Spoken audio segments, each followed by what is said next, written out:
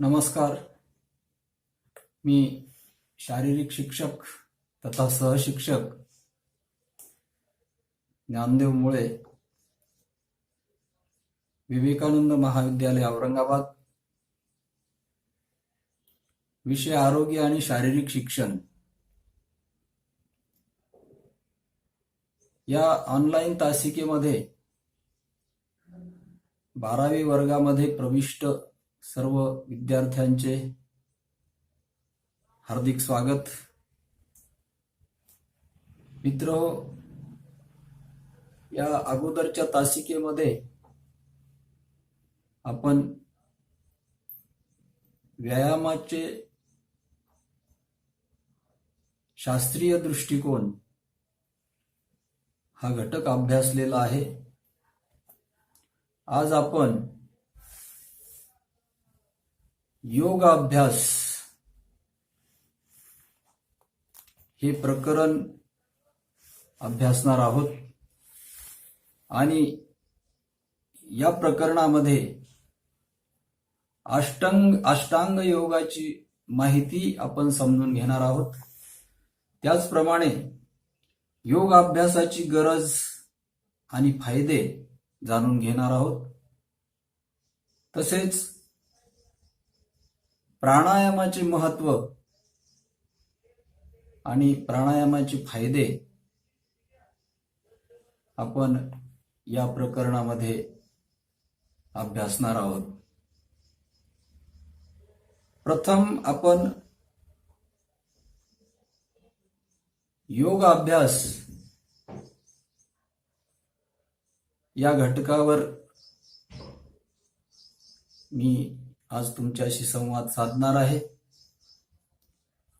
मित्रहो,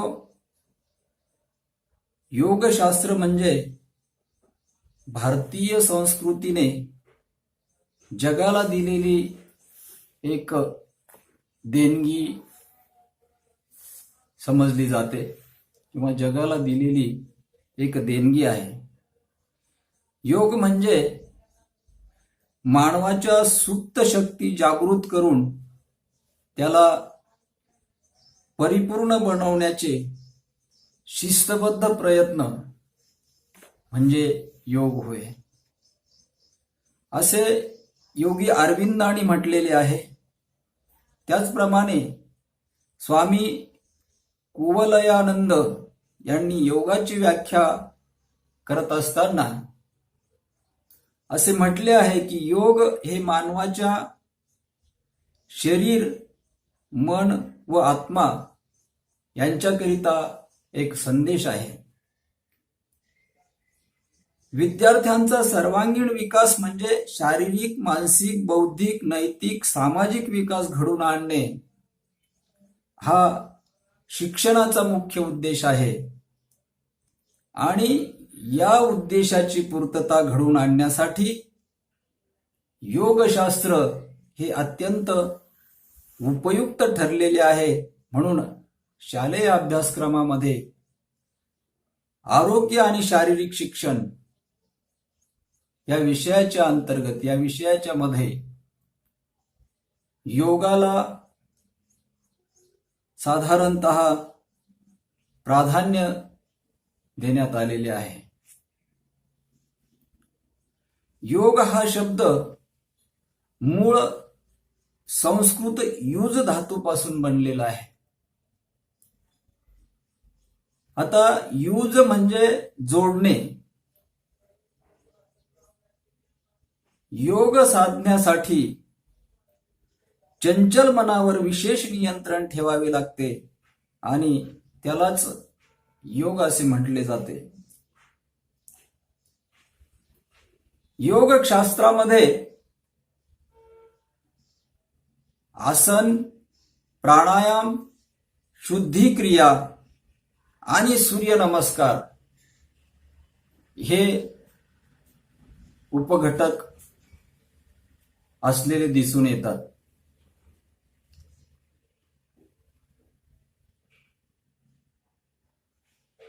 योग अभ्यास या घटकावर बोलत असताना साधारणतः आसनाचे 3 प्रकार पडलेले दिसून येतात. त्यामध्ये नंबर 1 ध्यानात्मक आसने. या आसन प्रकारामध्ये पद्मासन, स्वस्तिकासन, सिद्धासन इत्यादी आसने दिसून येतात. या आसनांचा उपयोग प्राणायाम, ध्यान, धारणा यांच्या अभ्यासाकरिता होत असतो. तसेच मन एकाग्र करण्यासाठी अशा प्रकारच्या आसनांचा उपयोग होत असतो. नंबर 2 शरीर संवर्धनात्मक आसने. या आसनामध्ये सर्वांगासन, हलासन, चक्रासन इत्यादी आसने असलेली दिसून येतात. स्नायूमध्ये योग्य ताण निर्माण करण्यासाठी शरीराच्या विविध संस्थांमध्ये समन्वय साधण्यासाठी सांध्यांची आणि स्नायूंची लवचिकता वाढवण्यासाठी त्याचप्रमाणे रक्ताभिसरण, आंतरस्त्रावी ग्रंथी व मज्जासंस्था यांच्या कार्यात सक्रियता वाढविण्याचे फायदे या प्रकारच्या आसनामुळे होत असतात. नंबर 3 आहे विश्रांतीकारक आसने. यामध्ये शवासन, मकरासन यासारखी आसने या प्रकारात दिसून येतात. शरीर व मनाचा थकवा त्याचप्रमाणे ताणतणाव कमी करण्यासाठी या आसनांचा फायदा होतो. तसेच निद्रानाशासाठी ही आसने प्रभावी ठरलेली दिसून येतात. मित्रहो, आपण आसनांचा अभ्यास करतो, परंतु आसनांचा अभ्यास करण्यासाठी काही काळजी घ्यावी लागते, काही नियम पाळावे लागतात. ही काळजी आपण घेतो का? हे नियम आपण पालन करतो का? याकडे सुद्धा आपण लक्ष देणं गरजेचं आहे. तर आसन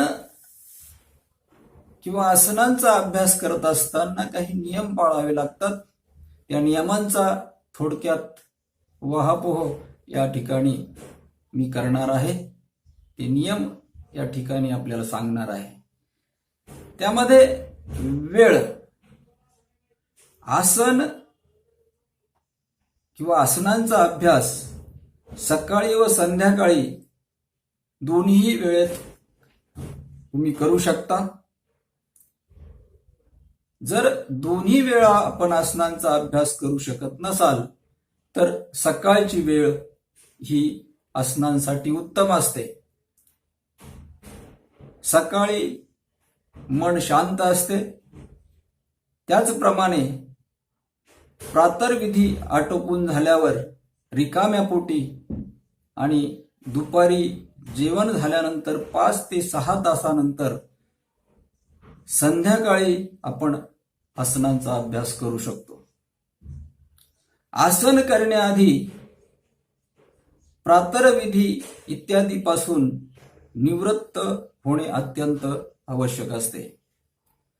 जर बद्धकोष्ठता असेल तर प्रातःकाळी तांब्याच्या किंवा चांदीच्या भांड्यात भरून ठेवलेले पाणी पिणे चांगले असते आणि त्यानंतर ताबडतोब थोडे फिरून आले पाहिजे. यामुळे पोट साफ होते आणि जास्त पोट जड असेल तर त्रिफळा चूर्ण झोपण्याआधी गरम पाण्यासोबत घेणे फायद्याचे असते. नंतर आसनासाठी स्थान किंवा जागा स्वच्छ, शांत व एकांत स्थान आसनासाठी उत्तम असते. जर झाडांच्या हिरवळीजवळ बाग, तलाव किंवा नदीच्या काठी असेल तर उत्तम. मोकळ्या वातावरणात झाडाजवळ ऑक्सिजन अधिक प्रमाणात असतो आणि जो आरोग्यासाठी उत्तम. जर घरी आसन आणि प्राणायाम आपण करणार असू तर तुपाचा दिवा लावला पाहिजे किंवा धूप अगरबत्ती लावून त्या जागेला स्वच्छ आणि सुगंधित केले पाहिजे. वेशभूषा आसन करतानावर आपल्या अंगावरची कपडे हे आसना उपयोगी असणे अत्यंत गरजेचे आहे. आसन व अभ्यासाचा वेळ जमिनीवर अंथरण्यासाठी मऊ सतरंजी किंवा कांबळ वापरावे. केवळ जमिनीवर बसून आसन करू नये. आपल्या सामर्थ्यानुसार आसनांचा अभ्यास, आसनांचा व्यायाम केला पाहिजे. आसनांचा पूर्ण सराव 1 तासात, मध्यम सराव 30 मिनिटात व संक्षिप्त सराव 15 मिनिटांचा असतो. अर्धा तास आसनांचा अभ्यास प्रत्येक व्यक्तीने साधारणतः केला पाहिजे. तर यानंतर वय. मन एकाग्र करून प्रसन्नता व उत्साहाबरोबर आपलं वय, शारीरिक शक्ती व क्षमता यावर ध्यान ठेवून यथाशक्ती सराव करायला पाहिजे. तरच योगाचा योग्य लाभ आपल्याला मिळू शकतो. वृद्ध व अशक्त व्यक्तींनी आसन आणि प्राणायाम थोडा वेळ केले पाहिजे. 10 वर्षाच्या वरील मुले यौगिक सराव करू शकतात. आता त्यानंतर स्थिती आणि सावधगिरी. सर्व अवस्थेत आसन प्राणायाम आपण करू शकतो. या क्रियेमुळे निरोगी व्यक्तीचे स्वास्थ्य उत्तम राहू शकते. तो रोगी होत नाही आणि रोगी व्यक्ती निरोगी होण्यास मदत होत असते. परंतु तरी सुद्धा काही आसने अशी आहेत जी रोगी व्यक्तींनी करू नयेत. उदाहरणार्थ, ज्यांचे कान वाहतात, डोळ्यात लाली असते, स्नायू आणि हृदय अशक्त असतात, त्यांनी शीर्षासन करू नये. हृदय अशक्त असणाऱ्यांनी जास्त अवघड असणे जसे पूर्ण शलभासन, धनुरासन, हलासन इत्यादी आसने करू नये. ज्या आसनांनी नाभीच्या खालील बाजूवर जास्त दाब पडतो अशी आसने अंडवृद्धीचा त्रास असलेल्या रोग्यांनी करू नयेत. उच्च रक्तदाबवाल्यांनी शीर्षासन करू नये. अशा प्रकारची, त्याचप्रमाणे ज्यांची कंबर व मान दुखत असेल त्यांनी वाकून करावयाची आसने करू नयेत. त्यानंतरचा नियम पाळला पाहिजे. भोजन. आसन झाल्यावर अर्ध्या तासाने भोजन करावे. तोपर्यंत काहीही घेऊ नये.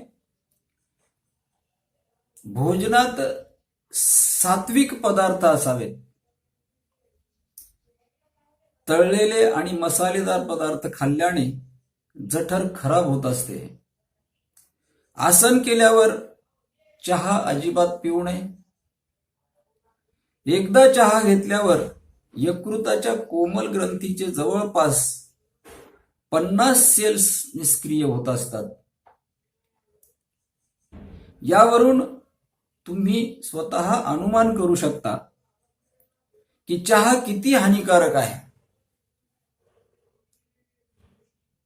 तो स्वास्थ्याचा किती मोठा शत्रू आहे, जो शरीररूपी पावन मंदिराला विकृत करून टाकतो. यात एक प्रकारची नशा असते, ज्याची व्यक्तीला सवय लागते. जठराग्नीला मंद करण्यासाठी व आम्लपित्त, गॅस, बद्धकोष्ठता इत्यादी रोग उत्पन्न करण्यात चहाची फार मोठी भूमिका आहे. यकृताला विकृत करण्यात सुद्धा चहा आणि इंग्रजी औषधाचीही मुख्य भूमिका असते. त्यानंतरचा नियम पाळला पाहिजे, श्वास उच्छ्वासासंबंधीचा नियम. आसन करताना सामान्य नियम आहे की पुढे वाकताना श्वास बाहेर सोडला पाहिजे आणि मागे वाकताना श्वास आतमध्ये घेतला गेला पाहिजे. श्वास हा नाकानेच घ्यायचा असतो आणि सोडायचा असतो. तोंडाने श्वास शक्यतो घेऊ नये किंवा तोंडाने श्वास बाहेर सोडू नये, कारण नाकाने घेतलेला श्वास हा गाळला जाऊन आपल्या शरीरामध्ये जात असतो. त्यानंतरचा नियम आहे, आसनांचा अभ्यास करताना दृष्टी, डोळे बंद करून योगासन केल्याने मनाची एकाग्रता वाढत असते. त्यामुळे मानसिक तणाव व चंचलता दूर होत असते. साधारणतः आसन आणि प्राणायाम डोळे उघडे ठेवून सुद्धा आपण करू शकतो. त्याचप्रमाणे आसनांचा अभ्यास करताना काही आसनांचा क्रम पाळला गेला पाहिजे. काही आसनं हे पार्श्व करणारे असतात. जे आसन उजव्या बाजूला केले तर ते डाव्या बाजूलाही करणे आवश्यक असते. शिवाय आसनांचा एक असा क्रम निश्चित करा की क्रमानुसार केलेल्या पुढच्या विरुद्ध दिशेने पेशी व सांध्याचा व्यायाम होईल. उदाहरणार्थ सर्वांगासनाच्या नंतर ताबडतोब मच्छासन, मंडूकासन, नंतर उष्ट्रासन केले पाहिजे. नवशिक्यांच्या सुरुवातीला 2-4 दिवस आसनांचा अभ्यास केल्यामुळे मांसपेशी व सांध्यात दुखू शकते, परंतु त्यांनी घाबरून जायची आवश्यकता नसते. आसनांचा सराव हा चालू ठेवल्यानंतर ते दुखणे आपोआप कमी होत असते. झोपलेल्या अवस्थेत केलेल्या आसनानंतर जेव्हा तुम्ही उठाल तेव्हा डाव्या कुशीला वळूनच उठले पाहिजे. सरावाच्या शेवटी शवासन 8 ते 10 मिनिटे अवश्य करा, म्हणजे अंग आणि प्रत्यंग शिथिल होण्यास मदत होईल. आसन करताना जेव्हा जेव्हा थकवा जाणवेल तेव्हा तेव्हा शवासन किंवा मकरासन आसनामध्ये विश्राम करणे आवश्यक असते. थकल्यानंतर मध्येच थांबून तुम्ही सुद्धा विश्रांती घेऊ शकता. योगाची सिद्धी गुरुकृपा आणि गुरु उपदिष्ट मार्गानेच होत असते. म्हणून योगासन, प्राणायाम, ध्यान, धारणा इत्यादींचा सराव सुरुवातीला गुरूंच्या सानिध्यातच केला गेला पाहिजे. योग अभ्यासकांना यमनियमांचे पालन पूर्ण शक्तीने करायला पाहिजे. नियमांच्या पालनाशिवाय कोणीही योगी होऊ शकत नाही. त्याचप्रमाणे शरीराचे तापमान, शरीराचे तापमान अधिक असल्यास किंवा ताप असल्यास अशा स्थितीत योगाभ्यास केल्याने तापमान वाढेल, तर चंद्रस्वर म्हणजे डाव्या नाकपुडीने श्वास आत घेऊन पूरक करून, सूर्यस्वर म्हणजे उजव्या नाकपुडीने रेचक म्हणजे श्वास बाहेर सोडणे, हा विधी करून तापमान सामान्य करता येते. नंतरचा नियम पाळला गेला पाहिजे पोटाची स्वच्छता. मित्र हो, आसनांचा अभ्यास करत असताना किंवा योगासनं करत असताना पोट जर स्वच्छ नसेल किंवा बद्धकोष्ठता आणि अपचनाची तक्रार राहत असेल तर काही दिवस सुरुवातीला कुठलेही सौम्य रेचक हिरडा किंवा त्रिफळा चूर्ण रात्री झोपताना घ्या. नाहीतर पोट साफ नसल्याने डोळे, तोंड, डोक्यात विकार व स्नायुमंडळात अशक्तपणा येऊ शकतो. म्हणून पोट साफ असणे, अपचन न होणे, बद्धकोष्ठता न होणे, रात्री संपूर्ण झोप होणे आणि योग्य आहार करणे अतिशय आवश्यक असते. त्याचप्रमाणे आणखी एक नियम पाळायचा, तो म्हणजे अवघड आसनांचा. ज्या व्यक्तींचे हाड कधी काळी मोडलेले असेल त्यांनी कधीही अवघड आसन करण्याचा प्रयत्न करू नये, नाहीतर त्याच ठिकाणी पुन्हा दुखापत होण्याची शक्यता जास्त असते. तर आसनांचा अभ्यास करत असताना घाम येतो किंवा येत असतो. सराव करत असताना जर घाम आला तर टॉवेलने तो पुसून घ्या. त्यामुळे तरतरीतपणा येईल, त्वचा निरोगी आणि स्वच्छ राहील आणि रोगजंतू त्वचेद्वारा शरीरात प्रवेश करू शकणार नाही. योग आसनाचा सराव शक्यतो स्नान करूनच केला पाहिजे. शक्यतो सरावाच्या 20 मिनिटांनंतर शरीराचे तापमान सामान्य झाल्यावर पुन्हा स्नान तुम्ही करू शकता. आता योगासन करताना किंवा आसनांचा अभ्यास करताना काही आपण बघतो की लगेच आसन करण्यासाठी सुरुवात केली जाते, परंतु तसं होऊ नये. आसन करत असताना किंवा आसनांची सुरुवात करत असताना, आसनांचा अभ्यास करत असताना सुरुवातीला काही सूक्ष्म व्यायाम प्रकार करणे हे अत्यंत आवश्यक असतं आणि ते सूक्ष्म व्यायाम करून झाल्यानंतरच योगासनं करावीत किंवा योगाचा अभ्यास करावा. कारण शरीराच्या सांध्यांना स्वस्थ आणि स्नायुमंडळाला शक्ती, स्फूर्ती आणि आरोग्य प्रदान करणाऱ्या सूक्ष्म व्यायाम प्रकाराकडे अगोदर लक्ष देणं गरजेचं असतं आणि सूक्ष्म व्यायाम प्रकार करून झाल्यानंतर आपण आसनांचा अभ्यास केला पाहिजे. त्या सूक्ष्म व्यायाम प्रकारामध्ये साधारणतः पायांच्या बोटासाठी, आता प्रत्यक्ष या ठिकाणी आपण ते दाखवू शकत नाही. ज्यावेळेस प्रात्यक्षिक आपण मैदानावर करू त्यावेळेस हे सर्व प्रकार आपल्याला प्रत्यक्ष करून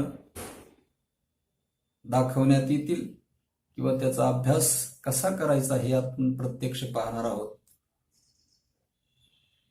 त्यामध्ये पायांच्या बोटांसाठी सूक्ष्म व्यायाम प्रकार सांगितलेले आहेत.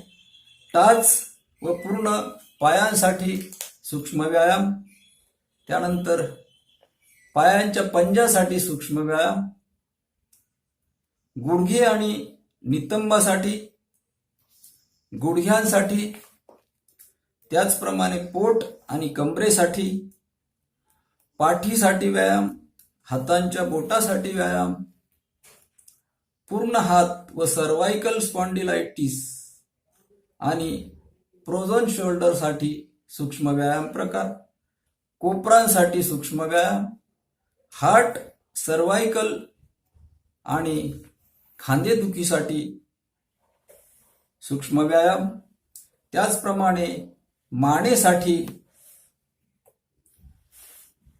डोळ्यांसाठी सूक्ष्म व्यायाम आणि अशा प्रकारच्या सूक्ष्म व्यायाम करून झाल्यानंतरच आपण आसनांचा अभ्यास करायचा आहे किंवा योगासनं त्या ठिकाणी आपण करायचे आहेत. तर योगासनांचे अनेक आसनं या ठिकाणी वेगवेगळी सांगितलेली आहे. त्यामध्ये उदररोग, मधुमेह आणि लठ्ठपणा इत्यादीसाठी काही मुख्य आसनं आहेत. त्याची फक्त नावं मी या ठिकाणी सांगणार आहे. सर्वांगासन, उत्तानपादासन, हलासन, कर्णपीडासन, नौकासन, पवनमुक्तासन, कंधरासन, दीर्घ नौकासन, पुष्टतानासन, पद्मासन, योग मुद्रासन, वज्रासन, शशकासन, मंडूकासन, कूर्मासन, वक्रासन, पूर्ण मत्स्येंद्रासन, पशु विश्रामासन, पश्चिमोत्तानासन, अर्धमच्छंद्रासन, गोमुखासन, जानुशीर्षासन अशा प्रकारची आसने यामध्ये उदररोग, मधुमेह, लठ्ठपणा इत्यादीसाठी ही आसने आवश्यक आहेत. त्याचप्रमाणे विश्रामासाठी जे आसने आहेत शवासन, बालासन आणि मकरासन. लठ्ठपणा कमी करण्यासाठी खास आसने जे सांगितलेले आहेत त्यामध्ये द्विचक्रिकासन, पादवृत्तासन आणि अर्धहलासन. मेरुदंडासाठी किंवा कंबर दुखणे इत्यादीसाठी विशेष आसने या ठिकाणी सांगितलेली आहेत. त्यामध्ये चक्रासन, सेतुबंधासन, मर्कटासन, पूर्ण धनुरासन, शलभासन, विपरीत नौकासन, अर्ध चंद्रासन आणि त्रिकोणासन. आणि काही विविध प्रकारची आसने जे सांगितलेली आहेत त्यामध्ये शीर्षासन, एकपादग्रीवासन, सिद्धासन, कुक्कुटासन, उत्तानासन, सुप्त गर्भासन, गोलांगुलासन, मयूरासन, पर्वतासन, उत्कटासन, सिंहासन, मार्जासन, मणासन, स्कंदपादासन, द्विपादग्रीवासन, बकासन, उपध्यानासन, हस्तपादांगुष्टासन, ध्रुवासन, ताडासन, पक्षासन, नटराजासन, वातायनासन अशी अनेक प्रकारची आसने सांगितलेली आहेत. आणि नंतर सूर्यनमस्कार हा अत्यंत आरोग्यासाठी महत्वाचा असा प्रकार त्या ठिकाणी सांगितलेला आहे. मित्रहो, संपूर्ण मानव जातीला शारीरिक, मानसिक, आध्यात्मिक आणि नैतिक स्वास्थ्याचा मार्ग दाखवणारी योग किंवा योगाभ्यास ही कालातीत व्यवहार उपयोगी विद्या आहे असं समजलं जातं. ही एक प्राचीन काळापासून विकसित झालेली भारतीय जीवनशैली आहे असं सुद्धा समजलं जातं.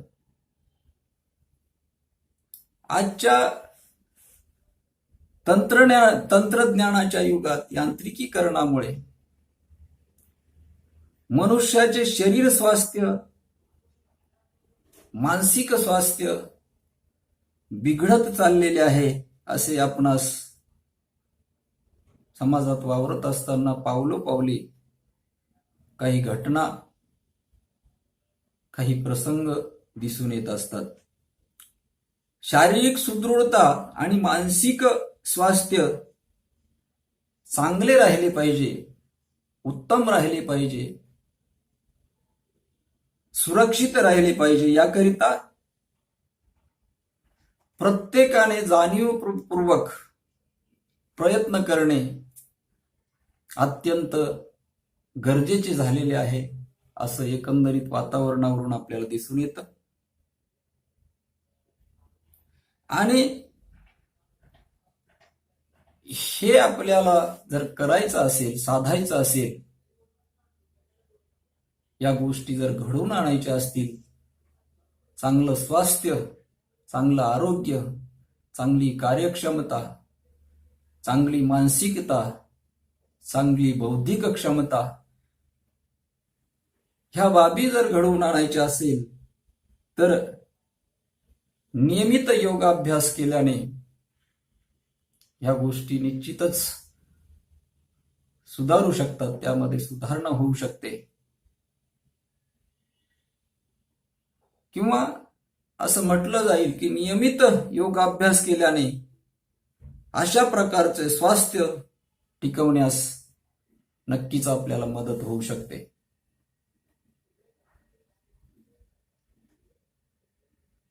तर योगाचे इतरही काही मार्ग आहेत, परंतु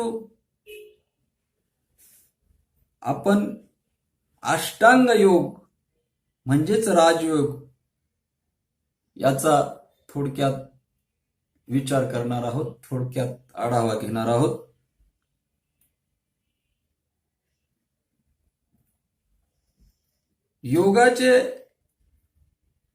योगाने शरीर, मन आणि प्राणाच्या शुद्धीसाठी योगाच्या 8 अंगाचा अभ्यास करणं सुद्धा गरजेचं असतं. योगाच्या या अंगाकडे किंवा या अष्टांग योगाची माहिती जाणून घेणं सुद्धा योगाभ्यासासाठी अत्यंत महत्वाचं असतं.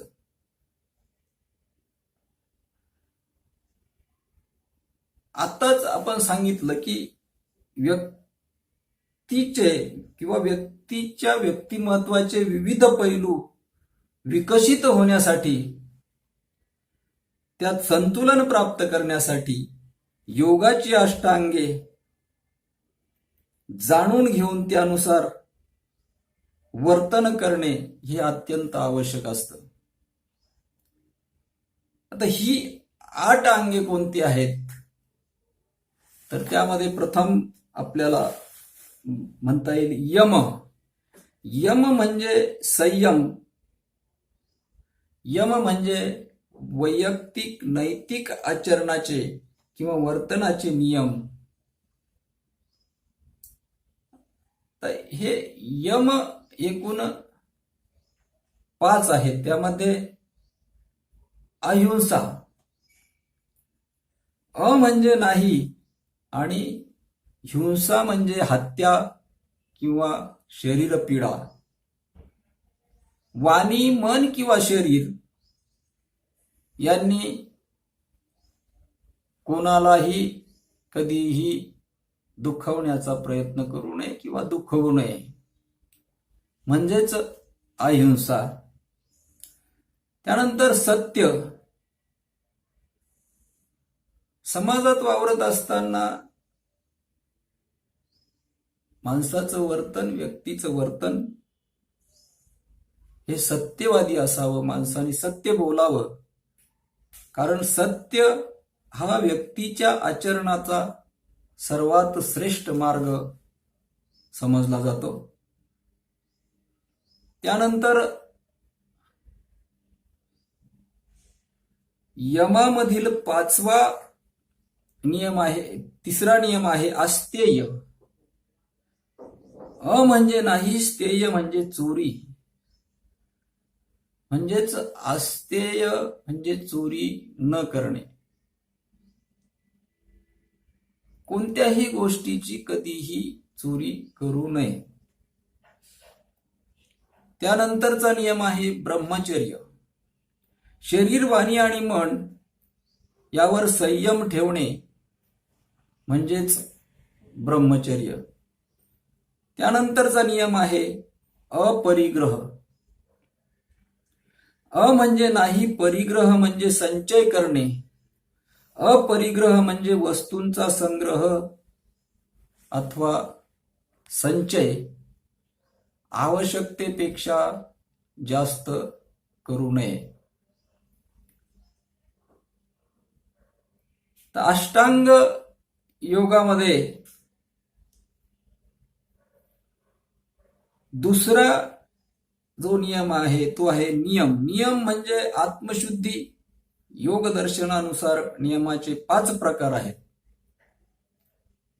त्यामध्ये शौच.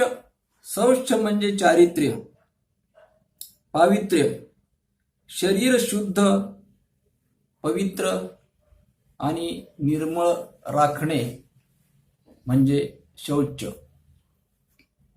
त्यानंतर संतोष, समाधानी आणि आनंदी वृत्ती म्हणजे संतोष. त्याचप्रमाणे तप, याचा अर्थ तेज किंवा उष्णता, आपले शारीरिक, मानसिक व बौद्धिक तेज वाढवणे म्हणजे तप. आणि जीवनातील एखादे उद्दिष्ट साध्य करण्यासाठी कोणत्याही परिस्थितीत कठोर परिश्रम करणे किंवा प्रयत्न करणे म्हणजे तप होय. त्यानंतर स्वाध्याय. स्व म्हणजे स्वतः, अध्याय म्हणजे अभ्यास किंवा शिक्षण. स्वाध्याय म्हणजे स्वतः विषयीचा अभ्यास करणे किंवा आत्मपरीक्षण करणे म्हणजे स्वतःच्या वर्तनाचा अभ्यास करणे होय. त्यानंतर ईश्वर प्राणिधान. आपली सर्व कर्मे आणि शक्ती ईश्वराला अर्पण केली पाहिजे. त्यानंतर अष्टांग योगामध्ये नंबर 3 आसन. ज्या स्थितीमध्ये स्थिरतेचा व सुखाचा अनुभव होतो त्याला आसन असे म्हणतात. आस या धातूपासून आसन शब्दाची उत्पत्ती झालेली आहे. आसन म्हणजे स्थिर व सुखद बैठक. आसनामुळे मनाला वळण आणि शिस्त लागत असते. त्यानंतर प्राणायाम. प्राणायाम या शब्दाचा अर्थ प्राणाचे नियमन असा होतो. प्राण म्हणजे श्वास, जीवशक्ती. आयाम म्हणजे विस्तार किंवा लांबी, वाढवणे, ताणणे किंवा नियमन. प्राणायाम म्हणजे श्वास लांबवणे आणि नियंत्रण करणे. यामुळे श्वसनाच्या सर्व प्रक्रियांचे नियमन होत असते. त्यानंतर अष्टांग योगामध्ये प्रत्याहार. इंद्रियावर विजय मिळवणे. यामध्ये बाह्य विषयामधून मुक्त होऊन व्यक्ती अंतर्मुख बनत असते आणि त्या अवस्थेला प्रत्याहार असं म्हटलं जातं. यामुळे चंचल मन आणि इंद्रिय स्थिर होत असतात. त्यानंतरचा अष्टांग योगामधला नियम आहे धारणा.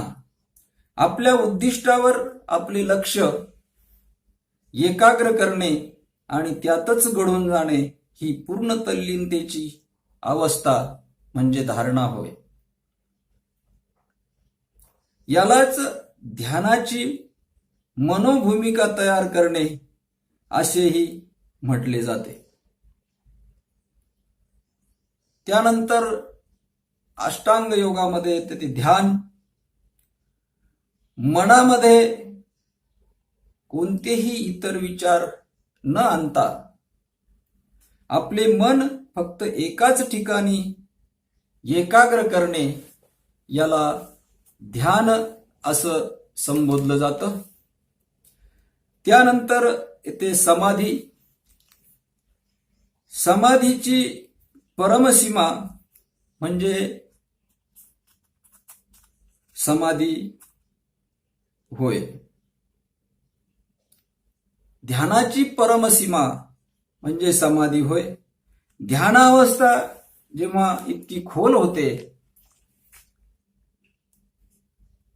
की ध्यातात म्हणजे ध्यान करणारा व ध्यान हे दोन घटक नाहीसे होऊन केवळ ध्येय शिल्लक राहते आणि ती समाधीची अवस्था असते. अष्टांग योगापैकी यम, नियम, त्याचप्रमाणे आसन, प्राणायाम आणि प्रत्याहार या पहिल्या 5 अंगांना बहिरंग योग असं संबोधलं जातं. त्याचप्रमाणे धारणा, ध्यान आणि समाधी या 3 अंगांना अंतरंग योग म्हणतात. अशा प्रकारे हे थोडक्यात अष्टांग योगाची माहिती या ठिकाणी सांगण्याचा प्रयत्न केलेला आहे. मानवी जीवनामध्ये योगासनाचे महत्व काय आहे?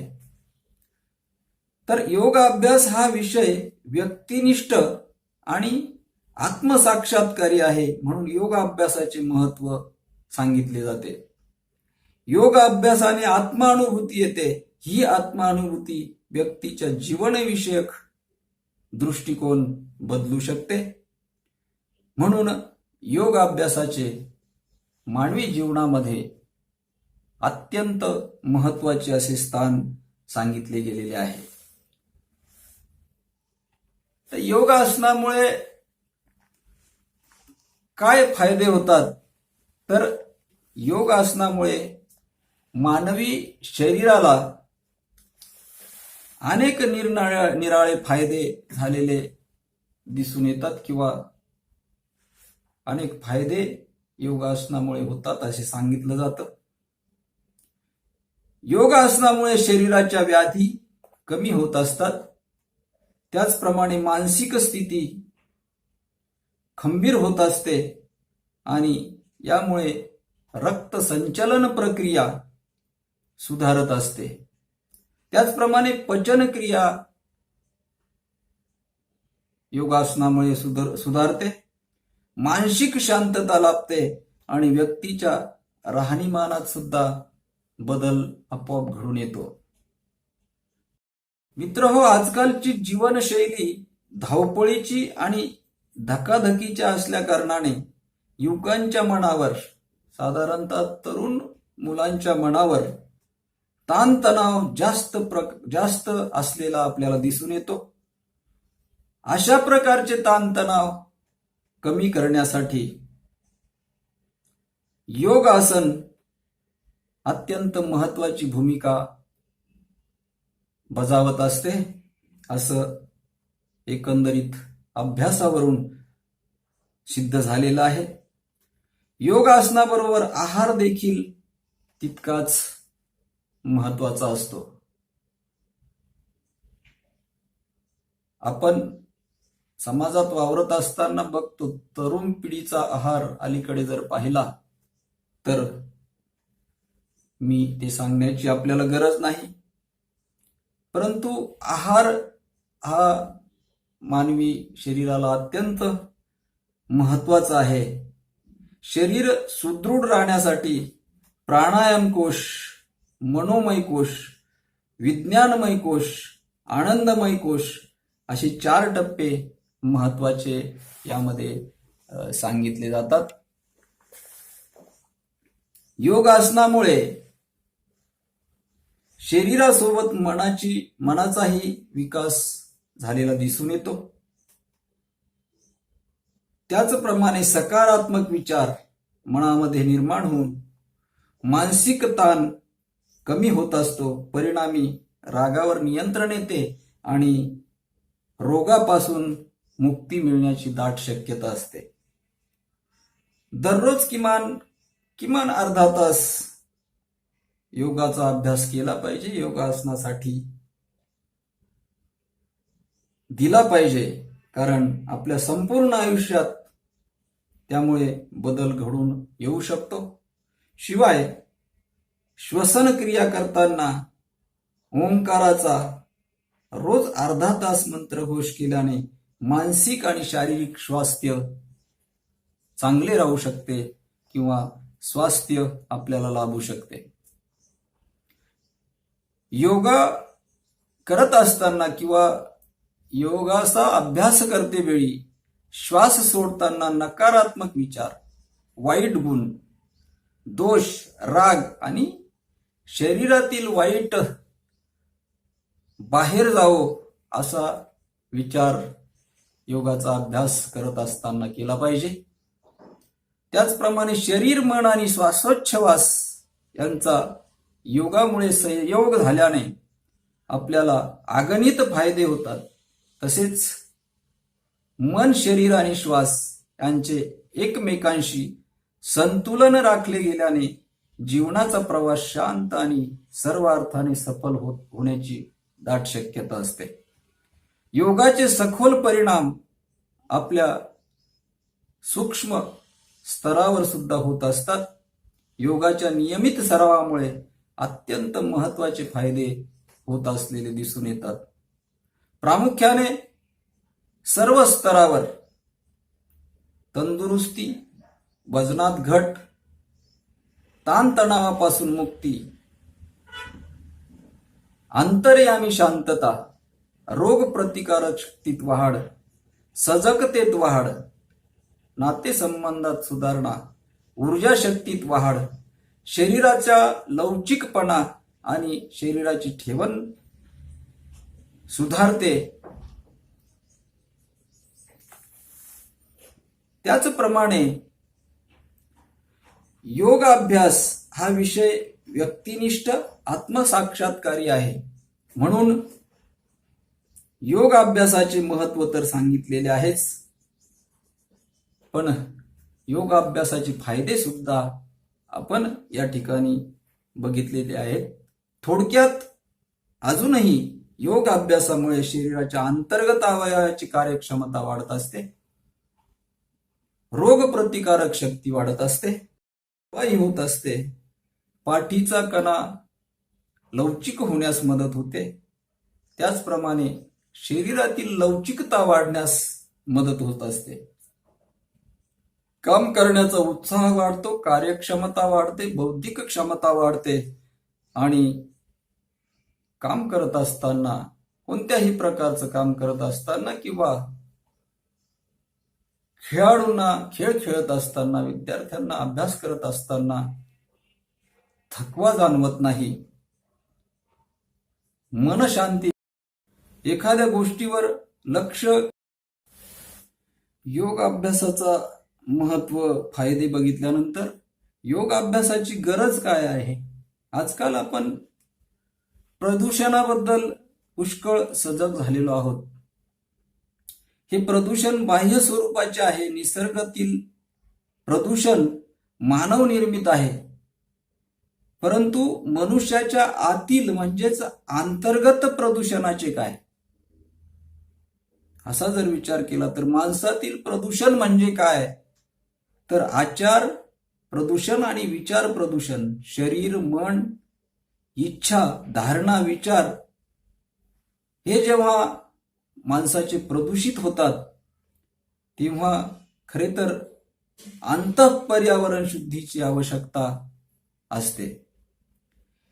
ही शुद्धी साध्य होण्यास योग अभ्यासाची मदत होत असते. आपली कर्मे, कृती, कर्तृत्व, विचार हे संस्कारातून व मनोधारणेतून तयार होत असतात. म्हणून प्रत्येक कर्मामध्ये अंतःकरणाची शुद्धी व परिपक्वता आवश्यक आहे. सध्याच्या या धकाधकीच्या जीवनात ताणतणाव, त्याचप्रमाणे अनेक प्रकारची घाई गडबड पाहता असे दिसते की आपण आपल्या मूळ स्वरूपापासून खूपच दूर चाललेलो आहोत की काय. म्हणूनच आचार आणि विचार यांच्यात तफावत दिसते.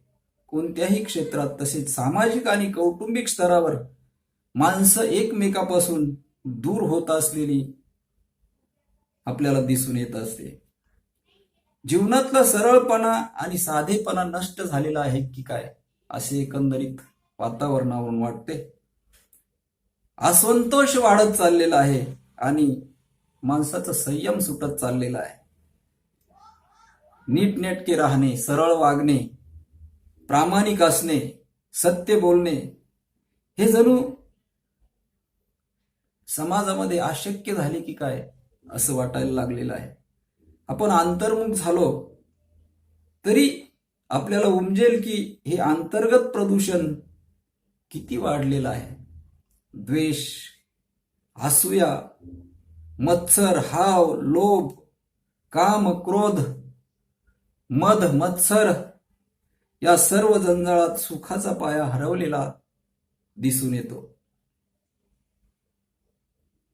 त्याचप्रमाणे समाधानात निखळ आत्मिक आनंद दडलेला दिसून येतो.